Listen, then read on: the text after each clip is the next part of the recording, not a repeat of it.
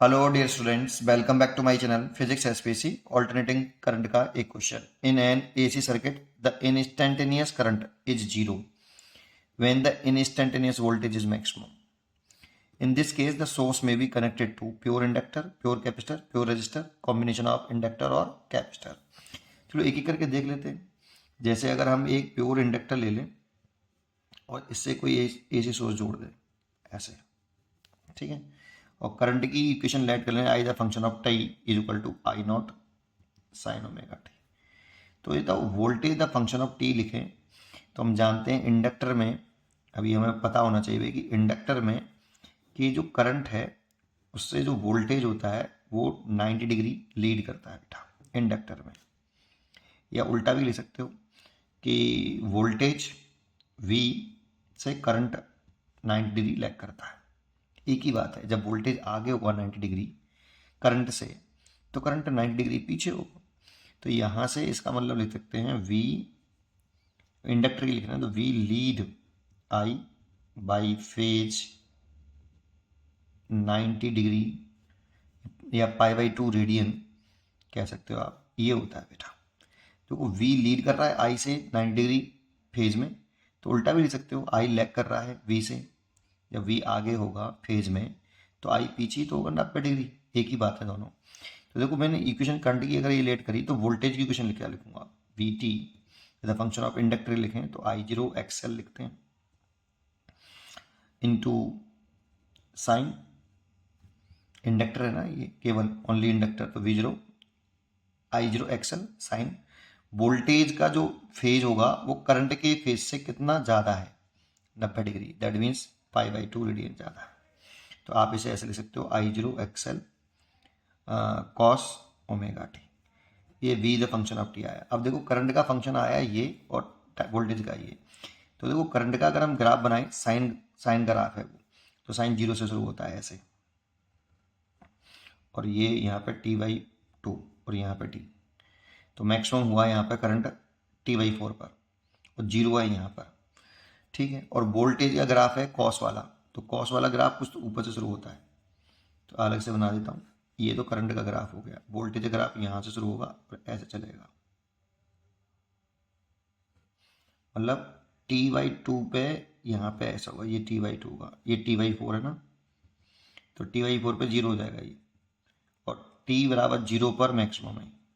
देखो ये मैक्सिमम है, वोल्टेज तो मैक्सिमम है t बराबर जीरो पर और करंट उस समय जीरो है ना। तो जो करंट अगर जीरो है, क्या ना, इंस्टेंटेनियस करंट किसी इंस्टेंट पर करंट अगर जीरो है तो उस समय वोल्टेज मैक्सिमम है। तो देखो इसमें करंट अगर आपकी यहाँ t/2 पर कैसी है, जीरो है, तो यहाँ पे t/2 पर वोल्टेज मैक्सिमम है बेटा, current zero voltage maximum, current zero voltage maximum. तो इसमें करंट यहाँ पे जीरो है, ये टी पे जीरो है, तो यहाँ पे टी पर वोल्टेज मैक्सिमम है, ये देखो, है ना। तो ये सही चॉइस है, मतलब ए सही है, प्योर इंडक्टर में ऐसा हो सकता है।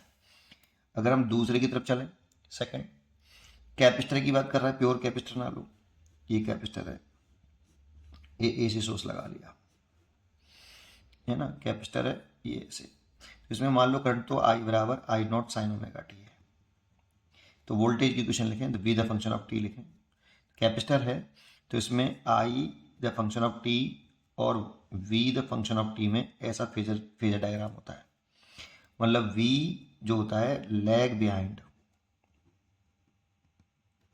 By, lag behind I by phase 90 degree या π/2 रेडियन। उल्टा भी कर सकते हो इसको, अगर बी लैग कर रहा है तो आई लीड करेगा, और लीड करेगा तो लीड वाले को ऊपर दिखाते हैं, लैग वाले को नीचे, है ना। तो यहाँ पर वी दिखा दो और आई लीड करेगा तो ऊपर दिखा दो। भाई अगर वी पीछे है करंट से तो आई आगे तो होगा, ठीक है। तो वी का अगर लिखें तो वी का इक्वेशन लिखें, V the function of t, तो आई जीरो एक्स सी, ये पीक वोल्टेज हो गया इसके अक्रॉस, कैपेसिटर के अक्रॉस, और साइन इसका फेज किससे पीछे है, आई से पीछे, कितना पीछे है, 90 डिग्री, आप लिखोगे ओमेगा टी माइनस 90 डिग्री, पीछे तो माइनस करना है और नीचे दिखाते हैं उसको, है ना। और ये हो गया आपका कितना, आई जीरो, इसमें से माइनस साइन को मान लो पहले, I zero X C sine 90 minus omega T, तो ये हो जाएगा माइनस के I0 XC cos omega T, ये V the function of T. इसका अगर फेजर डायग्राम, ये वेव डायग्राम बनाए तो करंट का तो साइनोसॉइडल ही है, ऐसे ही आएगा, देखो ऐसे, यहाँ पे T/4, यहाँ पे T/2 और यहाँ पे T, तो करंट जीरो है यहाँ पे। वोल्टेज देखें इस वाले केस में, ये तो करंट का हो गया, वोल्टेज का कॉस का ग्राफ है लेकिन नेगेटिव में है, तो स्टार्ट नीचे से होगा बेटा, और जब T/4 होगा ना तो जीरो होगा, और T/2 पर मैक्सिमम हो जाएगा जाके, फिर 3T/4 पर फिर जीरो हो जाएगा, फिर T पे जाके दोबारा से मैक्सिमम हो जाएगा।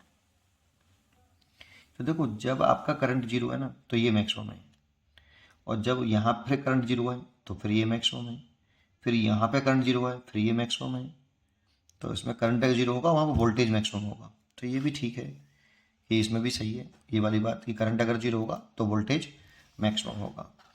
अगर हम तीसरा देख लें, सी प्योर रजिस्टर, अगर हम प्योर रजिस्टर की बात करें, प्योर रजिस्टर, अगर हम प्योर रजिस्टर की बात करें, ओनली रेजिस्टेंस, ऐसे इससे ऐसे सो जोड़ दें, और करंट की equation I the function of T consider कर लें, आई नॉट साइन ओमेगा टी, और वोल्टेज ये लिखें तो इसमें आई और जो वी होता है are in same phase, V and I are in same phase में, तो V the function of t जो लिखे हैं यहाँ पे is equal to I0 R sine कितना, सेम फेज है तो इसका फेज ओमेगा टी है तो इसका भी फेज ओमेगा टी होगा, तो फेज सेम रखना है बेटा, सेम फेज में। इसका अब देखो ये भी साइन का ग्राफ है, ये भी साइन का ग्राफ है, तो करंट का भी ग्राफ जो आएगा, करंट का ग्राफ जो आएगा वो इस तरह से आएगा, T/2 पर जीरो, T/4 पर मैक्सिमम। वोल्टेज का भी ऐसे आएगा बेटा, क्योंकि ये भी T/4 पर मैक्सिमम, T/2 पर जीरो, तो जब यहाँ करंट जीरो है तो यहाँ पे भी वोल्टेज जीरो है, यहाँ पे भी करंट जीरो जीरो है तो वोल्टेज भी जीरो है, करंट जीरो है तो वोल्टेज भी जीरो है, तो ये वाली सिचुएशन नहीं है।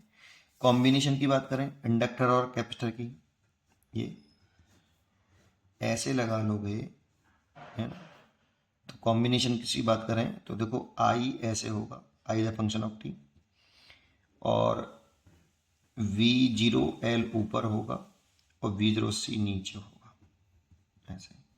अगर हम ये मान लें कि जो V0L है वो बड़ा है V0C से, तो कुछ इस तरह से फेजर डायग्राम हो जाएगा, आई द फंक्शन ऑफ टी, और ये हो जाएगा V0L माइनस V0C, इसे हम V0Z बोल देते हैं, और इसको ऐसे भी लिख सकते हैं आई द फंक्शन ऑफ टी, और ये नेट हो गया इसलिए V the function of T इधर आएगा।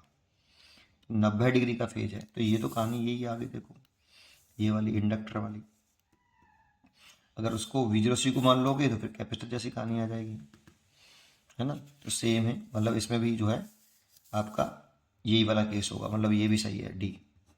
तो इसमें टिक करना था, इसमें choose the correct answer from the option given below, इनमें से चॉइस करनी है आपको।